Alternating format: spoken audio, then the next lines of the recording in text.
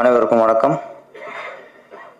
உதயகுமார் சாருக்கும் வணக்கம், சேனப்பண்ணு சாருக்கு வணக்கம், கடற்கண் சாருக்கு வணக்கம், திருவன்கா சாருக்கு வணக்கம்.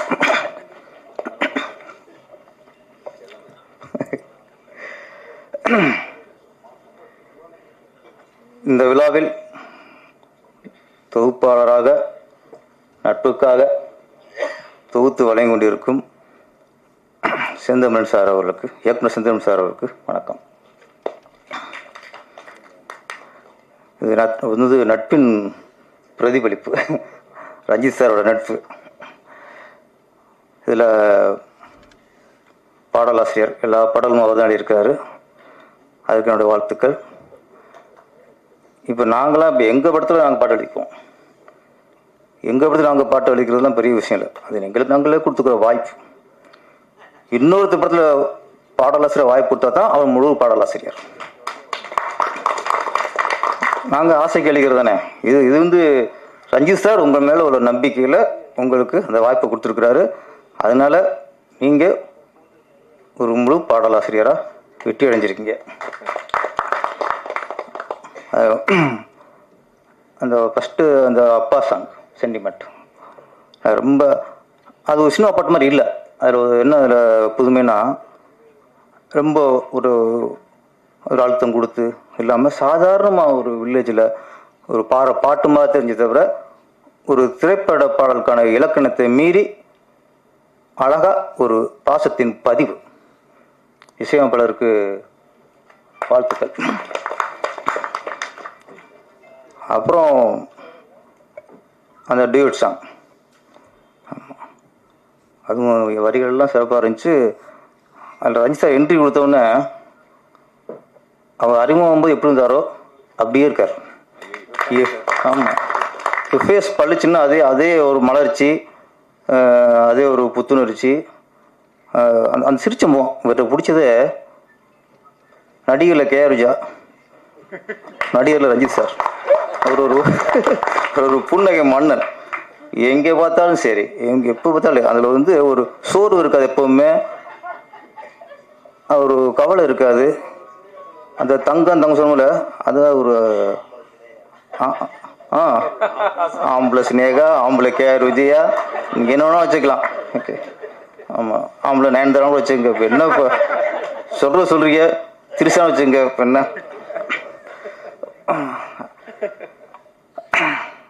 அந்த ஒரு புத்துணர்ச்சி. யாரோ சொன்னாங்க, அவர் தான் காதல் சுகுமார். அவர் பாருங்க, அவர் காதல்ங்கிறது பழைய உடம்பு ஆயிப்போச்சு. ஆனால் அவர் சொல்றாரு, பழைய காதல்கிட்ட பேசுகிற மாதிரி இவர்கிட்ட பேசுகிற சுகமாக இருக்குமா. இதுல வந்து காதல் சுகுமார் வந்து இன்னைக்கும் பழைய காதல்கிட்ட பேசியிருக்காருன்னு தெரிஞ்சு போச்சு. அது ஒப்பிடுறாரு பாருங்க, பழைய காதல்கிட்ட எப்படி பேசுகிறோமோ அந்த ஒரு சுகம் புத்துணர்ச்சி ரஞ்சித் சார் பேசுகிற மாதிரி இருக்குன்ட்டு. தொடருங்க, நான் நல்ல விஷயம் தொடருவானே. பழைய காதலிக்கு அவரோட ஹஸ்பண்ட் தெரியாமல் பார்த்துங்க, பிரச்சனையாக போகிறோம். அப்போ நம்ம இப்போ படத்தோட 2ஆம் கதாநாயகன் பேர் அனீஸ். அது ஒரு விஷயம் சொன்னார், மாங்கனி என்ற பேர் என்ன சொன்னீங்க, அல்ஃபியா.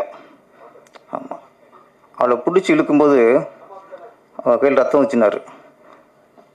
அது இழுக்க தேவையில்லை, சுண்டுனா ரத்தம் வரும், அந்த மாதிரி கலர். மாங்கனிக்கு சுண்டுனா ரத்தம் வரும். நீங்கள் வேற பிடிச்சி இழுத்துருக்கிய, டெய்லி நெயில் கட் பண்ணுங்க, இது கண்டினியூட்டி தேவையில்லை. ரத்தம் வர மாதிரி பிடிச்சிருக்கியா, அப்போ கண்டினியூட்டி கட் பண்ணுங்க. கட் பண்ணியாச்சப்போ சரி, நான் பார்ட் 2 எடுப்பாங்க, அதுக்காக நீங்கள் கண்டினியூ வளர்த்துக்கு இருக்காதீங்க. மாங்கனி அதில் யூரினியாக இருக்கும், நீங்கள் பிடிக்க வேண்டியது இருக்கும், பார்த்து. அப்புறம் இந்த மேடையில் இன்னொன்று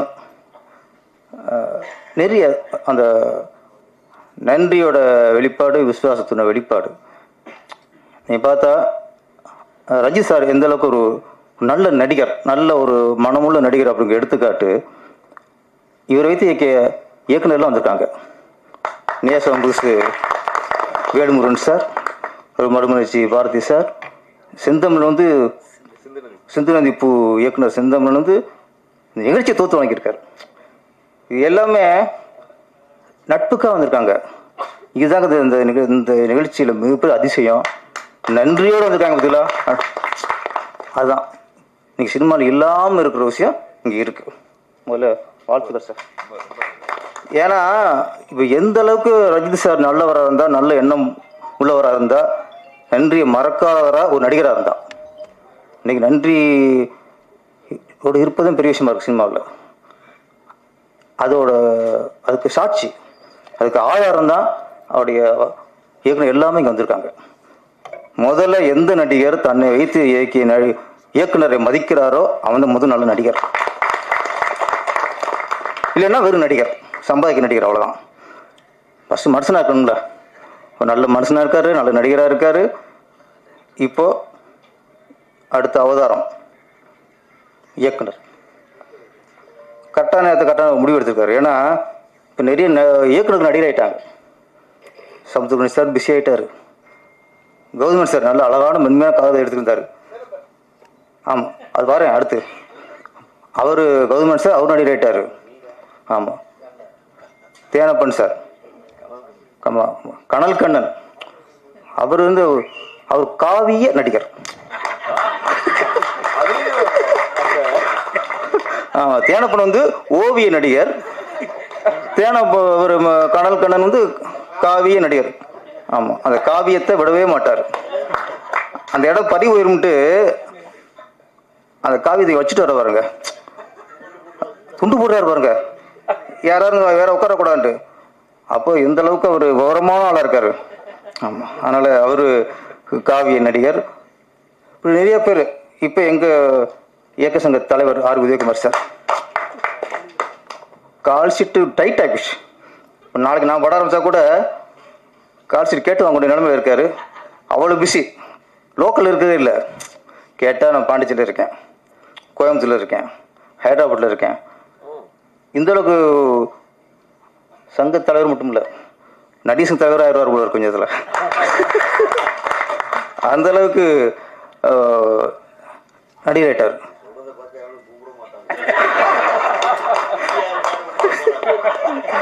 சார் பிஸியாக இருந்தால் தான் அவருக்கு மார்க் எடுக்குன்னு அர்த்தம். ஃப்ரீயாக தான் இருக்காருன்னு அது ஒன்றும் இல்லைன்னு அர்த்தம். நான் உங்களுக்காக நான் ஒரு பிஆர் வேலை பார்க்குறேன். என்ன நான் இப்போ 4 படம் உங்களுக்கு கம்மி பண்ணி தரேன், கமிஷன் கொடுத்துருங்க. ஆமாம், அதில் விட்டு கொடுக்கூடாது. அதில் என்னென்னா இப்போ நிறைய இயக்குநர்கள் நடிகர் ஆகும்போது நடிகரை இயக்குனர் ஆகக்கூடாது. அப்போ எங்களுக்கு போட்டி. ஏயா நீங்களும் நடிகர் ஆகியே நாங்கள் நடிச்சுட்டே போயிடணுமா, நாங்களும் இயக்குனர் ஆகிறோம். அந்த ஒரு கோபத்தில் வந்திருக்கா எனக்கு தோணுது தலைவரே. ஆமாம், ஆமாம். அது அடுத்து கடைசி ஆப்பது. ஆமாம், நடிகரில் ஃபஸ்ட்டு புரட்சி தலைவர் எம்ஜிஆர் பிஸியாக இருக்கும்போது அவர் உளஞ்சுட்டு வாலிபன், நாடோடி மன்னன், மதைமுடி சுந்தரபாண்டியன் டைரக்டர் மிகப்பெரிய ஜெயிச்சார். அவர் படங்களே அதிக வசூல் பண்ண படம் உளஞ்சுட்டு வாலிபன். அவர் தான் டைரக்டர். நடிகராக டைரக்டராக ஜெயித்தவர் நம்ம புரட்சி தலைவர். அப்போ நிறைய இப்போ கமல்ஹாசன் சார் ஃபஸ்ட்டு ஹேராம் மாதிரி பண்ணார். அப்புறம் விஸ்வரூபம் தான் பெரிய வெற்றி அடைஞ்சது அவருக்கு. அவரும் நடிகர் இயக்குனராக வெற்றி அடைச்சிட்டாரு. இப்போ நம்ம நடிகர் ராஜகிரண் சார், ஆனால் யாருண்ணே எக்கோ மாதிரி இருக்கு. ஆமாம், ராசாவன் மனுஷனுக்கு அப்புறம் அவர் இயக்குனர் ஆகிட்டார். இயக்குனர் ஆனால் கமல் ரஜினி சார் படங்களுக்கு ஈக்குவலான பிஸ்னஸ் ஒரு பெரிய அளவில் ஜெயிச்சார். டிஆர் நிறைய நடிகர்கள் இயக்குனராக ஜெயிச்சிருக்காங்க. அப்புறம் சிம்பு சார் வல்லவன் படம் பண்ணார். அந்த வல்லவன் ப்ரொடியூசர் நான் அவரை பொழுது பேசும்போது தான் பேசியிருப்பாங்க. தேனப்பன் சார் தான் அந்த வல்லவன் படத்தை ப்ரொடியூசர். அந்த படத்தில் எனக்கு பாட்டு எழுத வாய்ப்பு கொடுத்தார் அவர். அம்மாடி ஆத்தாடி ஒன்ன எனக்கு தரியாடி அந்த வாய்ப்பை கொடுத்து நல்ல ஒரு ஹிட் சாங்கு வாய்ப்பு கொடுத்தாரு இந்த வல்லவன் படத்தில். அதனால் செந்தமிழ் சார், நானும் இன்னொரு படத்தில் பாட்டு எழுதி நானும் ஒரு பாடலாசிரியரா அங்கீகாரம் பெற்றிருக்கேன். உங்களுக்கு முழு பாடல் இல்லை, போனால் போய் கொடுத்தாரு அவர். அது மாதிரி தேனப்பன் சார், ஆமாம், இல்லை இருந்தாலும் நீ துட்டு கொடுத்த யாரு? நம்மளுக்கு துட்டு கொடுத்தது முக்கியம். நம்மளுக்கு முதல் ஒரு பாடலுக்கு நான் அமௌண்ட் சொல்லிடுறேன். அப்போது 17 வருஷம் இருக்கணும், 16 வருஷம். அப்போயே ஒரு பாட்டுக்கு 50,000 கொடுத்தாரு.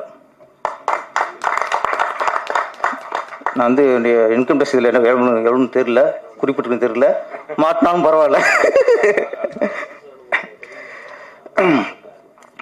இப்போ ரஞ்சித் சார் ஒரு நடிகர் இயக்குனராக மாறியிருக்காருன்னா அதுக்கு சரியான ஒரு ரீசன் வேணும், சரியான ஒரு அர்த்தம் வேண்டும். சும்மா வந்து ஒரு இதில் இறங்கியிருக்க மாட்டார். ஏதோ ஒன்று பாதிச்சு, அந்த பாதிப்போட வெளிப்பாடு சமூகத்துக்கு நல்ல விஷயம் சொல்லணுங்கிற ஒரு அக்கறை. இதுதான் கவுண்டம்பாளையம். கவுண்டர் பாளையம் இல்லை, கவுண்டம்பாளையம். படத்தை அவர் இயக்கியிருக்கிறாரு. என்னை பொறுத்த வரைக்கும் அப்படின்னா, இன்னைக்கு நடைமுறையில் சமூகத்தில் என்ன சீரழிவு நடக்குதோ அதை சீர்திருத்தத்துக்காக யார் படம் எடுக்கிறாங்களோ அவங்க தான் பொறுப்பான கலைஞர். அது பொறுப்பான இயக்குனர், பொறுப்பான ஒரு படைப்பாளி. 1950 நடந்த கதை, 1940 நடந்த கதை, 1935 நடந்த கதை. அப்போ எப்போ நடந்த ஒரு பிரச்சனை இப்போ சொல்லி புதுசாக ஒரு பிரச்சனை கிளப்புனா அது நல்ல படைப்பாளி இருக்க முடியாது. பீரியட் ஃபிலிம் கூட வேற. 1947 அப்படின்ட்டு அப்போ சுதந்திர காலகட்டத்தில் நடந்த கதை எடுப்பாங்க. வீரவண்டி கட்டபொம்மன் எப்போ நடந்த கதை தான். கப்பலோட்டி தமிழன் எடுத்தாங்க. அது எப்போ 1940, 30 நடந்த கதை தான். இதுதான் எப்போ நடந்த கதையை வரலாறு மக்களுக்கு சொல்றது தான் பீரியட் ஃபிலிமாக இருக்க முடியும். இப்போ இது ஒன்று சொன்னால், இப்போ புது பிரச்சனை கிளம்பும்னா அது சொல்லக்கூடாது. அந்த பிரச்சனை வராமல் பார்த்துக்கணும். அவன் தான் நல்ல கலைஞன், அவன் தான் நல்ல படைப்பாளி. எல்லாம் அணைஞ்சு போச்சு, கொஞ்சம் நெருப்பு இருக்குது. அப்புறம் என்ன நல்ல மனுஷன் என்ன பண்ணுவான்? அது தண்ணி ஊற்றுவான். கெட்ட நல்ல ஒன்றுவான், மண்ணெண்ணெய் ஊற்றுவான், பெட்ரோல் ஊற்றுவான். நீ பெட்ரோல் ஊற்றுறியா தண்ணியை ஊற்றுறியாங்கிறதா பிரச்சனை. இவர் தண்ணி ஊற்றுறாரு சார். ரஞ்சித் இது பற்றிட்டு எரியக்கூடாதுங்கிறத அவர் தண்ணியை ஊற்றுறாரு. இதில் வந்து நம்ம வந்து ஒரு என்னை பொறுத்தவரைக்கும் இந்த மேடையும் சரி இந்த படமும் சரி ஒரு ஜாதிக்குள்ளே அடங்கிடக்கூடாது. இது இந்த இளைய தலைமுறை இப்போ உள்ள தலைமுறைக்கான படம். இது எதுக்கு ஒரு ஜாதி விஷயங்கள் அது தருதலையது. இது தலைமுறைக்கான படம். நம்ம வீட்டு பொண்ணுங்களை ஒருத்தன் சீரழிச்சானா என்ன கோபம் வரும். அந்த கோபம் வரும் அந்த படத்தை பார்த்து. இது என்ன செய்தியா? இது என்ன இது எங்கேயோ நடந்த நிகழ்ச்சியா சொல்லியிருக்காரு. நம்ம வீட்டில் நடந்த என்ன கொதிப்பு வரும், நம்மளுக்கு எவ்வளோ வேகம் வரும். நம்மளோட பொண்ணு ஒருத்தன் ஏமாற்றி பணத்துக்காக ஏமாற்றி சீரடிச்சானா கோவம் வராதா? அந்த கோவம் வரும் சார் படத்தை பார்த்து. கொஞ்சம் கதையை சொல்லிக்கிருக்காரு. கேட்டுட்டு பொழுது கதையை சொல்லிக்கிட்டு கேட்டு போறதுக்கு அவருக்குள்ள ஒரு வேகம் சிலருக்கு இப்போ தெரியலாம். அது என்னடா இங்க இந்த ஜாதியா அந்த ஜாதியா எந்த ஜாதி சார்? இது மனித ஜாதி சார், மனித ஜாதி. இது மனித ஜாதிக்கான படம். இது யாராவது சொல்லு பார்ப்போம். ஒரு பார்க்கற பொண்ணை ஒருத்தன் ஏமாத்தி டிராமா பண்ணி சீரழிக்கிறான். சரியா சரி இல்லையா சொல்லுங்க பார்ப்போம். நாடகம் சொன்னா எதுக்கு ஜாதி முத்திர குத்துறிய? உண்மையா கோபம் வருது. நான் சொல்றேன், நாடக காதல் பண்றது ஒண்ணுதான், ஒரு பொண்ணை கற்பழிச்சு சீரழிக்கணும் ஒண்ணுதான் சார். ரெண்டு ஒண்ணுதான் சார். நாடக காதல் தப்பு சொன்னாலே இவன் இந்த ஜாதியா இருப்பானோ, இவன் இந்த ஜாதியா இருப்பானோ. பாதிக்கப்பட்டவன் தான் சார் அதுக்கு வேதனைப்படுவான். நான் ஜாதி சொல்ல, எந்த ஜாதிக்காரன் இருந்தாலும் சரி, அவன் ஒரு பொண்ணை ஏமாத்தினானா அவன் மனித ஜாதி இல்லை, அவன் மிருகம் எவனா இருக்கட்டும். ஒரு கஷ்டப்படுற பொண்ணுக்கு ஒரு ஏழையா இருக்கு, நல்ல பொண்ணா இருக்கு, அதுக்கு ஒரு வாழ்க்கை கொடு அப்படின்னு சொல்றதான் பெரிய மனுஷன். நல்ல வசதியா இருக்கு, பிடிச்சி பழகிட்டா மசி இல்லையா மேட்ரு முடிச்சிடு 60 ரூபாயில அடுப்பால ஒரு பொண்ணை வந்து வழி கொண்டு வரணும்னா மேட்ரு பொண்ணு சொன்னா எப்படி பெரிய மனுஷனா இருக்க முடியும்? இதை சொன்னா எந்த ஜாதியோ அந்த ஜாதியோ. ஒரு அநியாயத்தை தட்டி கேட்கறதுக்கு எந்த ஜாதியும் இல்லை சார். அவன் மனு ஜாதி அந்த போதும் சார். என்னை பற்றி ரஞ்சித் சார் ஒரு ஒரு தகப்பன் ஸ்தானத்திலேருந்து அவர் கோபத்தை வெளிப்படுத்தியிருக்காரு. இந்த கோபம் பொண்ணை பார்த்து எல்லாருக்கும் வரணும். இங்கே ஜாதி பார்த்தீங்கன்னா மனுஷன் இல்லை. முதல்ல எங்கே ஜாதி பார்க்குறிய? உங்களுக்கு கோபம் வருதுங்க. ஒரு பொண்ணு, பணக்கார பொண்ணு, நல்ல மேல் ஜாதி பொண்ணு, லவ் பொண்ணு, செட்டில் ஆயிடலாம். இப்போல்லாம் பணக்காரன் ஆகணும்னா பணக்காரியை பார்த்து லவ் பண்ணி படைக்கு போட்டு அப்படின்னு சொன்னா தான் சார் இவர் தப்பான டைரக்டர். மேட்ரை முடி அப்புறம் கல்யாணம் பண்ணு அப்படின்னு சொன்னா சார் தப்பான டைரக்டர். நாடக காதல் பண்ணி ஏமாத்தன வெட்டி சாயங்கிறாருல சரியான டைரக்டர் சார். இந்த பொருள் சமூகத்துக்கு அவன் தேவையான டைரக்டர் சார். ஜாதி தான் விட்டுருங்க. முதல்ல ஜாதி எதையுமே தூக்கி போடுங்க. ஒரு பொண்ணை ஒருத்தன் ஏமாத்தான தப்பில்லையா தான். நம்பியார் தூக்கிட்டு போனா உங்களுக்கு சரி, வீரப்பா தூக்கிட்டு போனா உங்களுக்கு சரி. இப்போ என்ன பண்றீங்க? நம்பியார் கேரக்டர், வீரப்பா கேரக்டர்லாம் ஹீரோ பண்ண சொல்றீங்க. அது உங்களுக்கு சரியா படுதா? உங்களுக்கு சமூகத்தை சீரழிக்கிற நல்ல இயக்குனர் இருக்க முடியாது. ஒரு இயக்குனர் சமூகத்தை சீர்திருத்த வேண்டும். நல்ல விஷயங்களுக்கு சமூக அக்கறையோடு படங்கள் எடுக்க வேண்டும். மேலும் பிரச்சனை சால்வ் பண்றது தான் சார் மனுஷன். ஒரு பஞ்சாயத்து தலைவர் என்ன பண்ணணும்? பிரச்சனை சால்வ் பண்ணணும். 2 பேர் வர்றாங்க, இந்தா நீ 60 எடுத்துக்க, இந்த கோடை எடுத்துக்க, வெட்டி சாய்ங்கடா, வெட்டி செத்து போடா.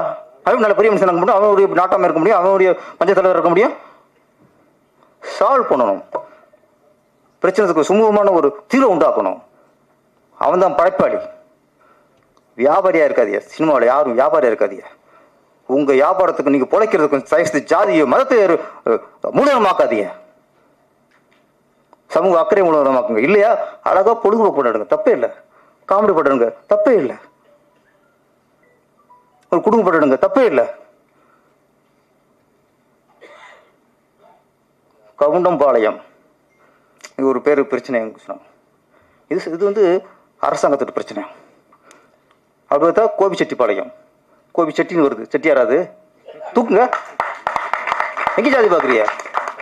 பிள்ளையார்பட்டி பிள்ளைன்னு வருது, அது பிள்ளைமார்கள் படம் ஊராது, தூக்குங்க பிள்ளையா அப்படின்னு நிறைய தெருப்பேரில் இருந்துச்சு, தேவர் இருந்துச்சு, தூக்குனிய பிள்ளை இருந்துச்சு, தூக்குனிய சிதம்பரம் பிள்ளை. நமக்கு வாவு சிதம்பரம் பிள்ளைனாச்சும் தெரியும், அப்படிதான் படித்தோம். வாவு சிதம்பரம் அப்படின்னாங்க. அவர் பா சிதம்பரம். அவரு சிலருக்கு அந்த அடையாளம் தான் அடையாளம். சாமிநாத ஐயர்னா தான் நம்ம தமிழ் தாத்தா. சாமிநாதன் அப்படின்னா யார்? அவரு யாரு? பெப்சி சாமிநாதன். அவரு தமிழ் தாத்தா. சாமிநாதன் புல் ஐயர்னா தான் எங்களுக்கு தெரியும். பாவு சிதம்பரம் புள்ளைனா தான் எங்களுக்கு ஒரு அடையாளம் தெரியும். என்ன பண்றியா? கட்டு அப்படின்னா நிறைய இங்கே பண்ண வேண்டியிருக்கு. நாங்கள் லிஸ்ட் சொல்லுவோம். சில இடங்கள்ல வரலாற்று எங்களுக்கு பழகி போன ஒன்றை நீங்க அதில் கை வைக்காதீங்க. பசுமன் முத்துராமலிங்க தேவர் சொல்லும்போது அது திருக்குறள் மாதிரி ரைமிங் வந்துடும் சார். பசுமனாலே பசுமன் முத்துராமலிங்க தேவர் வந்துடும். நீ தேவர்னு சொல்லாத, முத்துராமலிங்க சொல்லு. எந்த முத்துராமலிங்கம்? ஒரு கவிஞர் முத்துராமலிங்கம்மா. சிலர் அடையாளங்களை சிதைக்காதீங்க. பசுமன் முத்துராமலிங்க தேவர் அதான் எங்களுக்கு பிடிக்கும். பாவு சிதம்பரம் பிள்ளை அதான் எங்களுக்கு பிடிக்கும். சாமிநாத ஐயர் எங்களுக்கு பிடிக்கும். உங்களுக்கு தான் ஐயர் ஜாதி, உங்களுக்கு தான் தேவர் ஜாதி, உங்களுக்கு தான் பிள்ளை ஜாதி. எங்களுக்கெல்லாம் வரலாற்று பதிவு அது மாத்தாது. யார் பாடபுத்தில் அடிச்சுட்டா போதுமா? நீங்க ஜாதி அழிக்கணும்னா ஜாதி சான்றதில் தூக்கிறீங்க, குப்பையில் போடுங்க. அது தூக்கி போடுங்க. படிக்க வர பிள்ளைகிட்டலாம் என்ன ஜாதி, உங்க அப்பா என்ன ஜாதி எழுது. ஆனால் பாடபுத்தத்தில் பசும முத்துராமலிங்க தேவர் கூடாது. முத்துராமலிங்கம், வாவு சிதம்பரம். படிக்கிற பாடத்தில் நாங்கள் வந்து ஐயரை கட் பண்ணணும், தேவரை கட் பண்ணணும், புள்ளியை கட் பண்ணணும், கவுண்டர் கட் பண்ணணும். ஆனால் ஃபஸ்ட்டு சேரும்போதே நீ கவுண்டரா, தேவரா, ஐயரா? என்ன எவ்வளோ முரண்பாடு இது? யாரை ஏமாத்துறியா? படிக்கிற பிள்ளைகிட்ட ஜாதி கேட்க சம்பளம் பொதுவாக்குங்க. என்னைக்கு பள்ளிக்கூடத்தில் ஜாதி சென்டர் இல்லாமல் இருக்கோ அன்னைத்தான் ஜாதி ஒழியும். நீ அதை தூக்கி போட்டு அப்புறம் தேவரை தூக்கு, பிள்ளைய தூக்கு, ஐயரை தூக்கு. யார்கிட்ட ஏமாத்துறீங்க?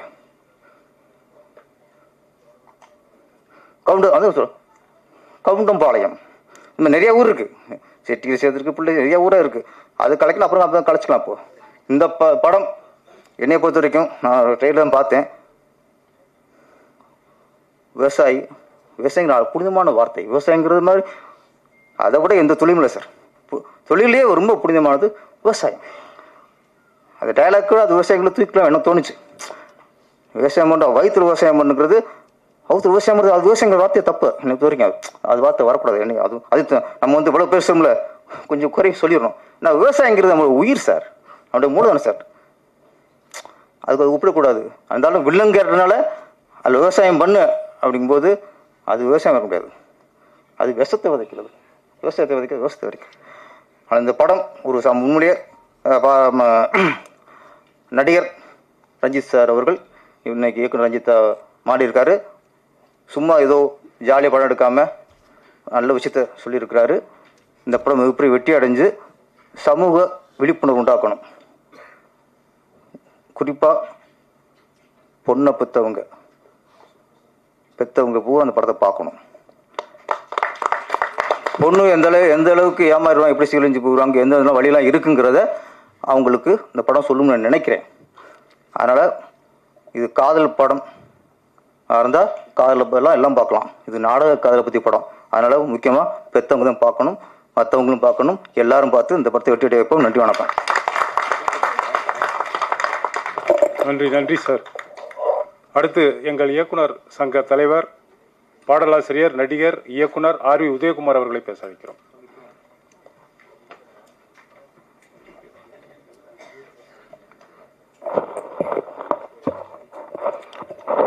ஒரு தீபாவளி முடிஞ்சிருக்கு. பரபரப்பாக பட்டாசு கிளப்பி என் தம்பி